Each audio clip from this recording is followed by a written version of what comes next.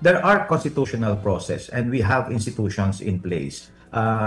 And yung hinihingi nilang pagbibitiw ng ating Pangulo, pag-i-install ng military junta, ay wala sa ating konstitusyon. We have a constitutional process for a transition into to another administration. Dalawat kalahating taon na lang, eleksyon na.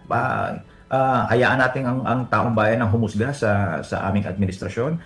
Walang dahilan upang magbitiw ang Pangulo sa puntong ito. Ang tingin namin, yung mga taong desperado lang, yung mga taong malapit ng makasuhan at mga taong nakasuhan na, yung mga taong malapit ng makulong, yung mga taong malapit ng mabawi ang kanilang mga ninakaw na yaman, sila ang makikinabang dito. At sila lang ang nakikita namin mga tao sa likuran nitong mga destabilization efforts na to. No? So, kung magbibitiw ang ating Pangulo, sila lang ang nakikita namin makikinabang nito. So, bakit magbibitiw ang ating Pangulo?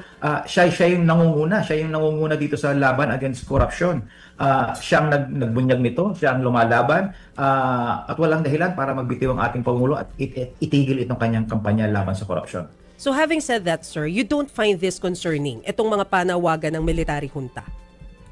Of course, narinig mo, Maricel, ang Pangulo, concern tayo sa mga ganyang panawagan, sa mga ganyang usap-usap at sinisigurado natin lahat ng sektor na may hinaing, lahat ng sektor na may sama ng loob, may galit, pinakikinggan natin 'yan at ginagawa natin ng karapatang aksyon yung kanilang hinaing.